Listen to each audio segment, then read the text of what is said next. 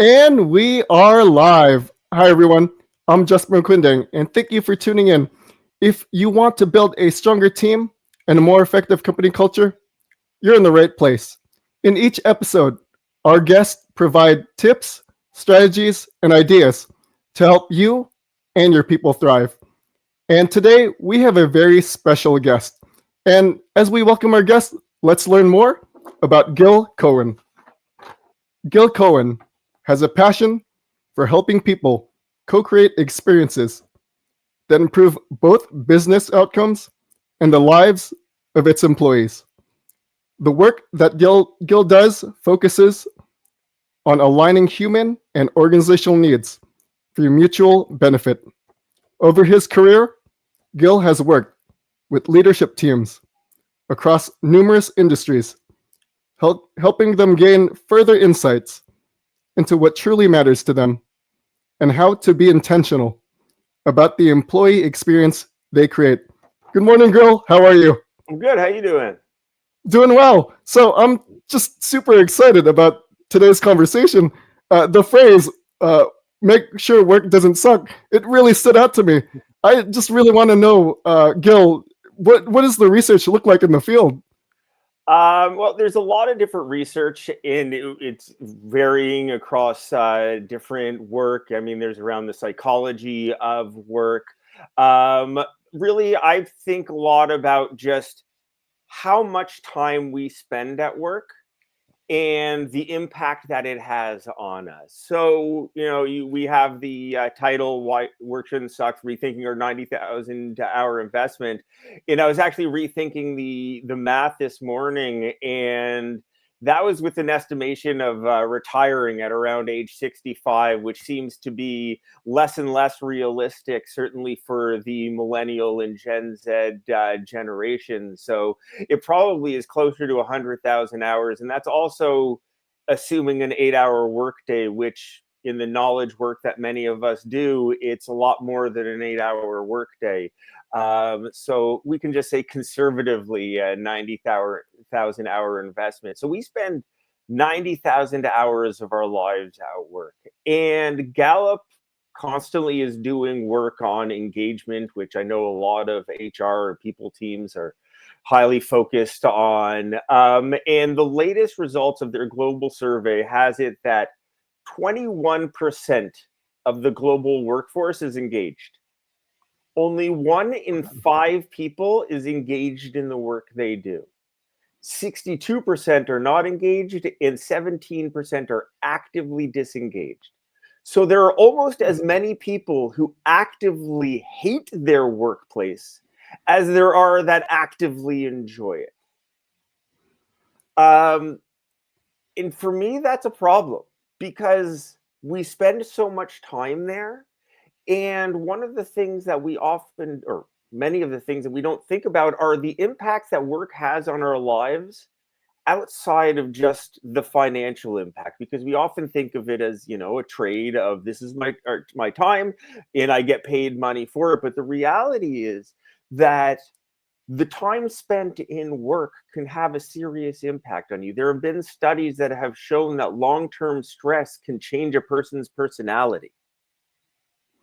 And so if that kind of thing is coming up at work, and many people's workplaces are stressful, certainly as the pace of change has increased over the last 30, 40 years with the increase of technology, there is stress that, if not managed effectively, if not used effectively in terms of motivation for eustress and not moving into greater stress, um, then it'll have significant impact on people.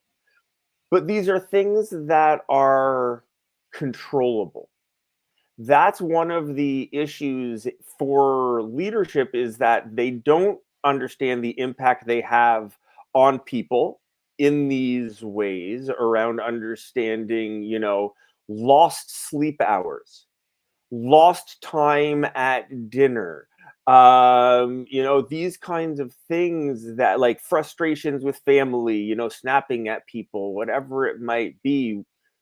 These are not things that come up necessarily in the typical contract, but it becomes part of the social contract of these are the expectations and this is what I get in my time. I provide this amount of effort and I get not just the financial impact, but the way I'm treated, the health impacts, the physical impacts, the environmental impacts, right? It's we don't often think about an impact of work is something like ergonomics.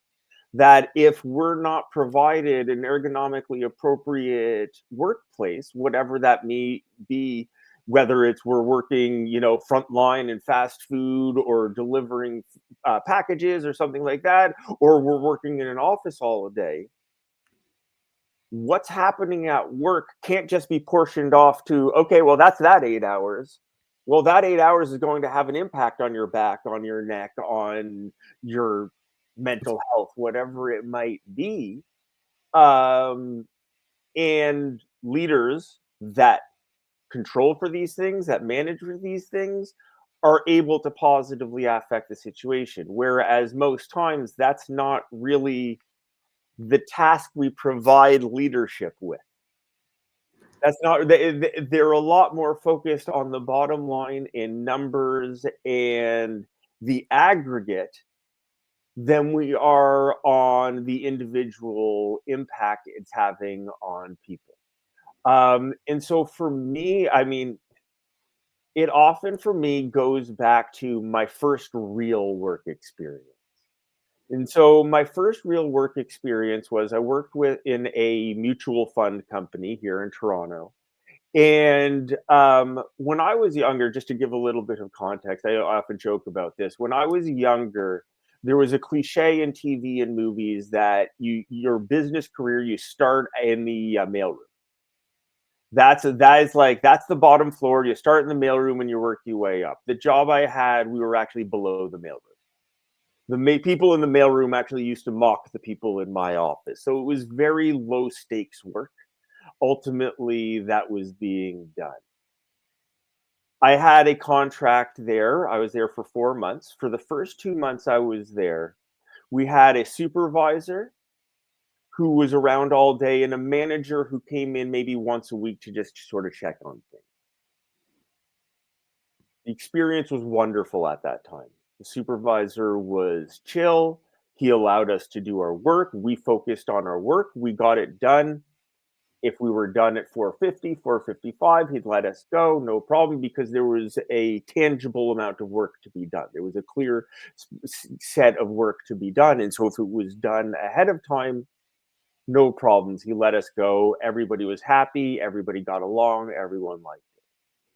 This was over the summer. And then starting in September, this supervisor then went back to school. And the manager then came in more full time, I'd say. He was probably in the office about 70% of the time. Now, because of where our office, the manager seemed to take this as a demotion. So the first element the company needed to manage for was this person's job design. Because understanding what his goals were, what his role was, where he'd been, and he didn't see taking over this job as a supervisor, he saw it as beneath him, for lack of a better thing. Rightfully or wrongfully, I'm not here to judge that because the reality is the company needed to manage for that. The reason the company needed to manage for that is that he made everybody else's life miserable. He Ooh. came in and he set new rules. We couldn't leave till 5 o'clock, even if the work was done.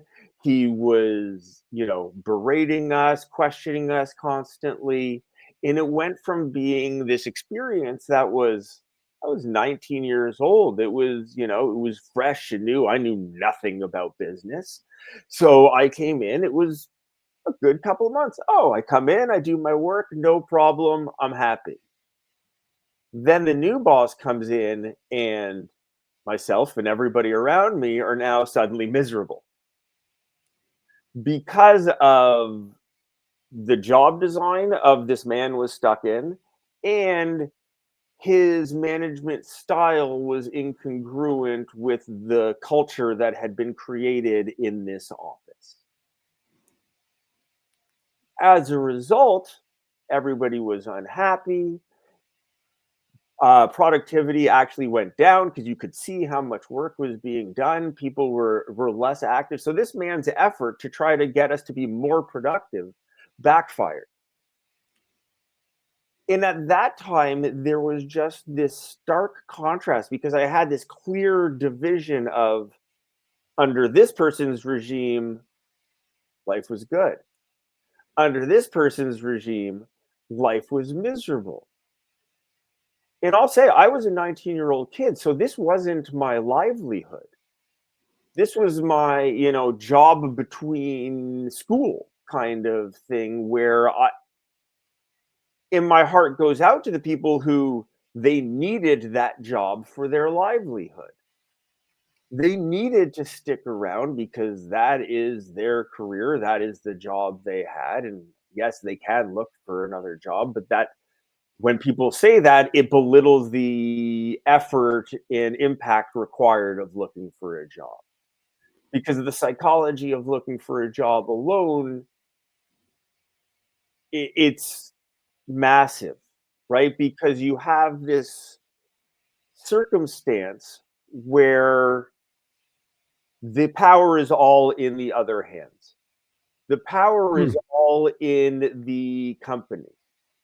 They decide pretty much all of the terms until you negotiate a bit, but they decide where you're going to have the interview, what the interview is going to be like, who it's going to be with, what the process is going to be like, all of those things.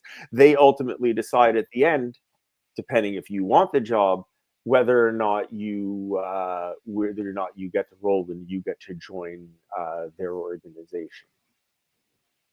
And then when you take into account that companies then the individuals within companies aren't motivated on most often on candidate experience. They're motivated on speed to hire, quality of hire, these kinds of things that are entirely internally focused, which Business driven. corporate perspective, you understand it, that's what they care about. They're trying to be most efficient. But there are people that are involved in that process. And so for me, when I think of, the employee experience throughout a person's journey throughout their life cycle, it starts really in that hiring process of how is a person treated. Just like I said, work doesn't have to suck. A hiring process doesn't have to suck. A hiring process can be efficient, it can be motivating, it can be exciting, learning about the company, not making it you know, a quiz and grilling the person, but making it a conversation, having it so that, understanding we're both trying to figure each other out, giving them the opportunity to learn, giving them some flexibility, giving them communication. Those kinds of things are the initial entryway to that employee experience. And how do we treat people who do and don't make it impacts them. Impacts them. Um, to give a little bit of guidance on this, then, this is that sort of the negative, that's sort of the difficulty there. Where my passion has been for the last 20 plus years and where I see a major difference in the companies that lead the work to suck versus leading the work to be positive is all about values. Is all about understanding what are your corporate values, live up to your corporate values, have other people live up to your corporate values, and hire around that. Because one of the things is that all of us are different. We all have different motivation, different beliefs, different upbringing. And there isn't a universal methodology of leadership that just works, because micromanagement to one individual is not enough management to another individual. And as such, we all have values internally. We all have these beliefs, and the way I define values is strongly held beliefs that are emotionally charged and resistant to change. These are not just, oh, I think this or I kind of believe it. These are the things that stay with you over time. It doesn't matter who's around, you will not break them. It doesn't matter if nobody will ever know about it. If you know about it and won't break it, that tells you something. Often we can tell their values when they get broken and it feels like a gut punch. Mhm. But understanding your values helps you understand how you relate to others and how their behavior impacts you. So if you're aligned with an organization's values, the work they do becomes a lot more acceptable, palatable, whatever it might be. And these come in a lot of different ways. So I'll give you an example around respect. This is one of my favorite examples to use, especially because a good 50% or more of companies that I've ever seen have values list respect as one of their values. But the reality on the ground that means more than the words on the page is that respect doesn't mean the same thing to two different companies.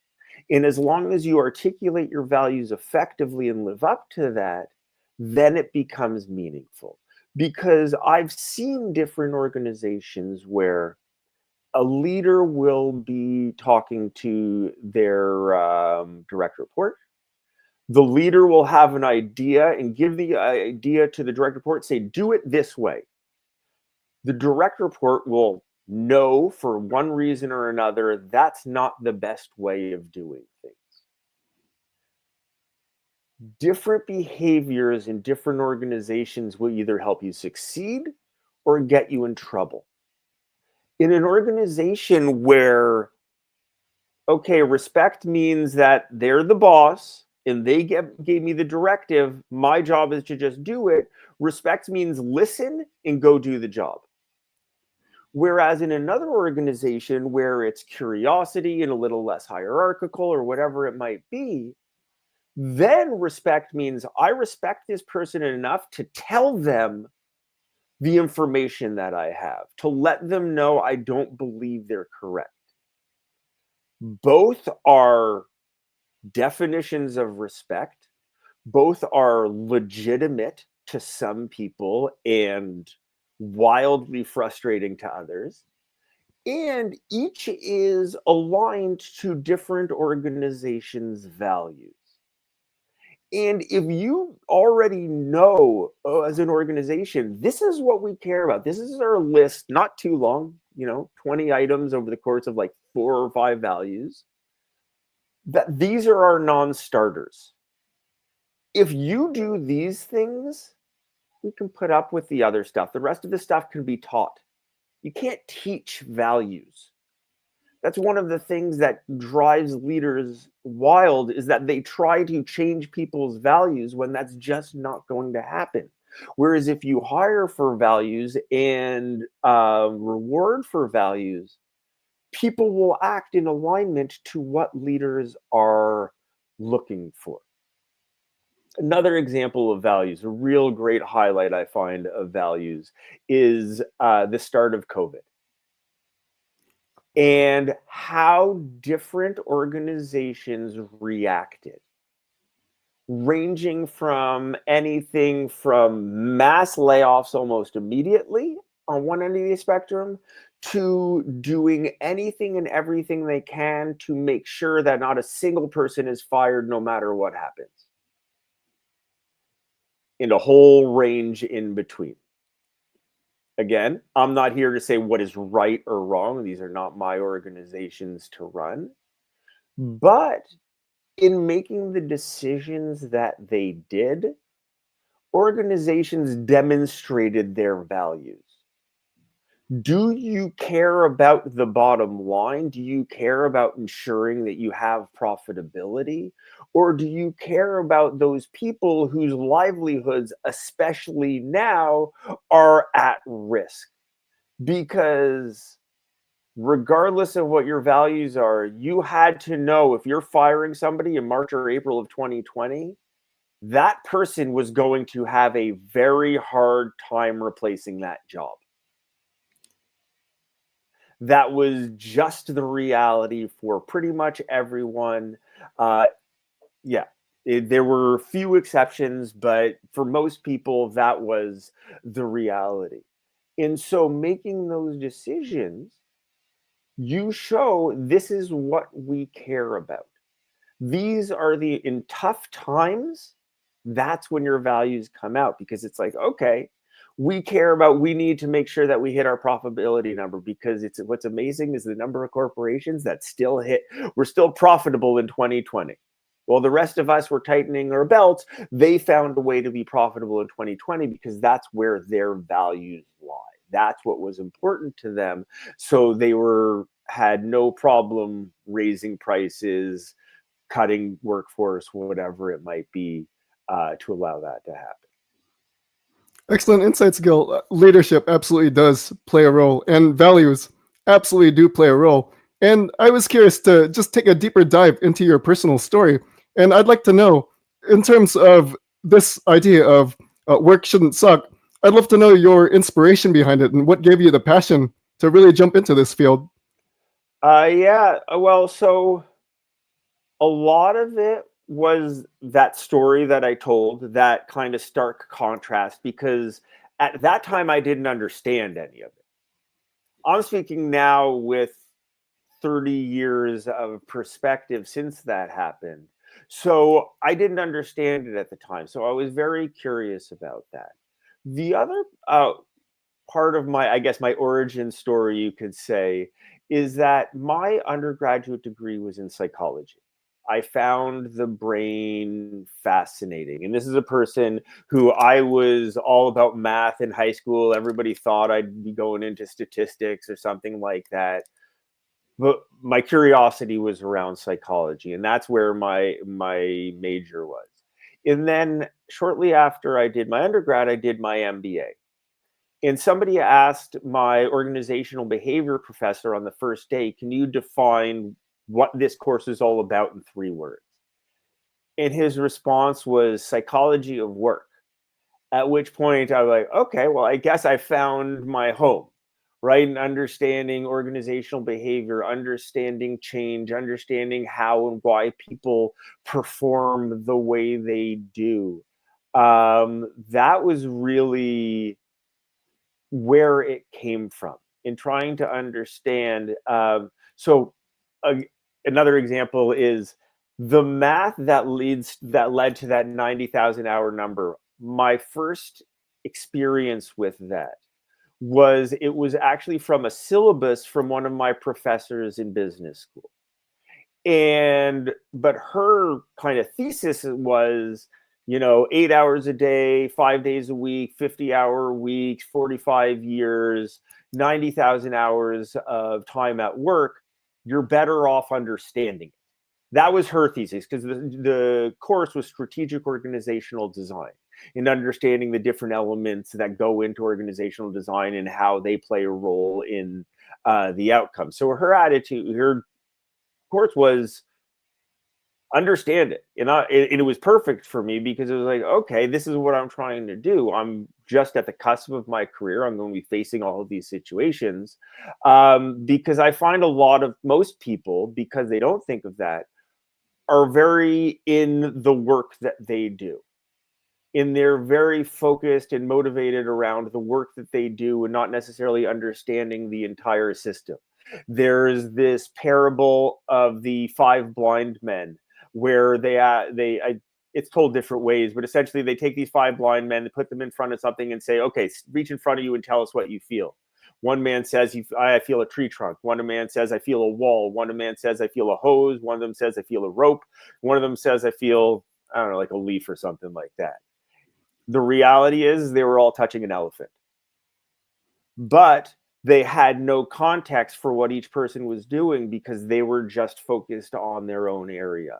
And I find organizations are very similar to that, is that you get so focused in your own area that it's like, oh, they did this, they did, well, but why did they do that? What is happening that has created this environment? I was working with this company a couple of years ago around their values, and they were trying to figure out, are we one company or are we four different subunits?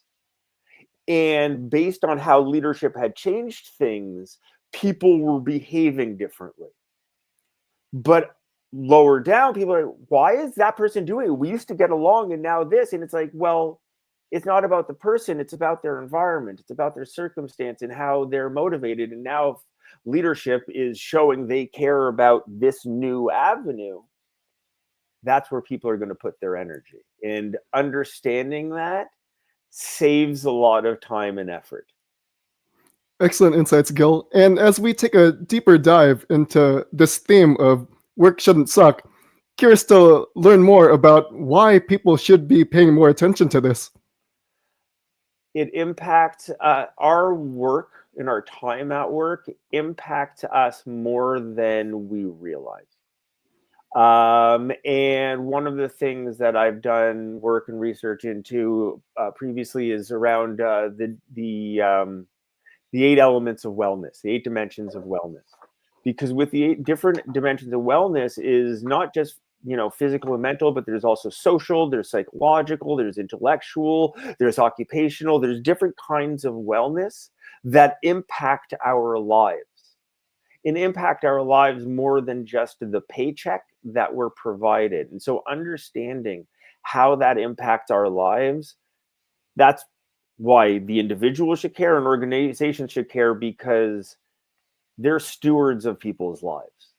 They're stewards of these elements, and they should care more than they do about,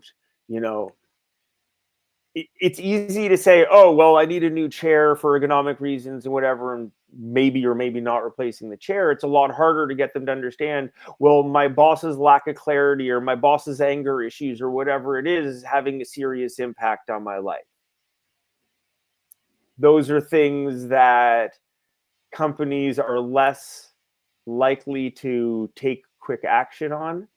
And especially if that manager is getting the results they want, because a lot of times that's what they show they value, by the results and not by the behavior.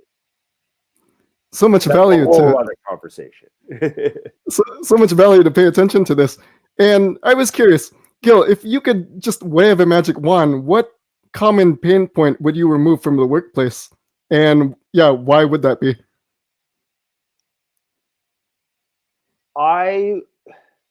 If I could wave a magic wand, I would rewrite the social contract between organization and employees with a greater recognition of the organization's responsibility as stewards of these people's careers. Ah, very interesting. And then what would you say to someone who, let's say a leader or manager, comes up to you and says, Gil, work is work. It's not supposed to be fun. Work is just work. What would you say to them? I never said work is supposed to be fun. I don't. If somebody values that as something, sure, great, that's fine for them. I like to have fun at work, but work doesn't have to be fun. Nobody's saying work needs to be fun, but it shouldn't suck. You shouldn't have the Sunday scaries every Sunday night. That's the reality. A few years ago, I was more active on LinkedIn back then, and I had a post about the Sunday scaries and about that feeling like you've been punched in the gut at around 7 o'clock on Sunday, dreading the week ahead of you. Do you know how many people replied with, "Isn't that just normal? Isn't that just life?" Because they didn't know anything different in their career but jobs that they dreaded. It doesn't have to be like that. So why should you care? Because if you're having a negative impact on somebody else's life and you don't care, what does that say about you? What are you valuing? If you're okay with making life suck for somebody else, but you're getting yours. Very interesting. And then I was curious, uh, as far as taking immediate steps, what's something we can all do this week to make work better for ourselves or our teams? Um,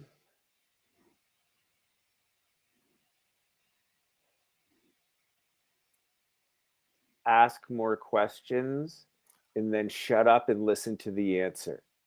Don't try to answer in it, just listen. Try to understand other people, where they're coming from. If you don't understand, if don't make the assumptions, just ask the question, start with that curiosity, and that will help everybody. That's a good thing to think about. And then as we look into work of the future, what do you hope workplaces look like 10 years from now? With a rewritten social contract. That's a good way to put it. And then, Gil, as we wrap up, what's the best place or what's the best way for people to reach you for those who want to learn more about the work you do? Probably on LinkedIn. Yeah, just find me on LinkedIn. GilCohen. Yeah, I'm Toronto area. That's how you can find me. There are a lot of Gil Cohens if you search, but most of them are in Israel. So I'm in Toronto. Excellent. And Gil, before we go, what's your final piece of wisdom for our audience? I don't know if it's wisdom, and it's certainly not mine. But I invite everybody to internalize the word sonder into your life. Because sonder, it's a newer word, which is the recognition that every other person has a rich inner life in working equal to our own that we just don't recognize. There's a great, almost poetic definition. If you can find it online, search the Sonder, and it's from the Dictionary of Obscure Sorrows, I think is the name of the book it originated from. But just the idea that everybody deserves to be treated like the protagonist of their own story. And a lot of times at work, both the organization and individuals, we treat others as if they're just minor characters serving our storyline. And that is, by my definition, disrespectful to another person, because it's not a recognition that there's nobody that's more important or bigger or better. We're all just people at the end of the day, and understanding that and understanding where people will come from, that would be also another great change in the workplace. Sonder. Gil, that's an excellent piece of wisdom. And for everyone out there, we truly hope you gain some incredible takeaways from today's conversation. Please feel free to share this discussion with any other leaders who could benefit from any of these insights. And last but not least, I'd like to once again thank you, Gil, for joining us today. Really enjoyed today's conversation. And for everyone out there, thank you for tuning in. I'll see you in the next episode.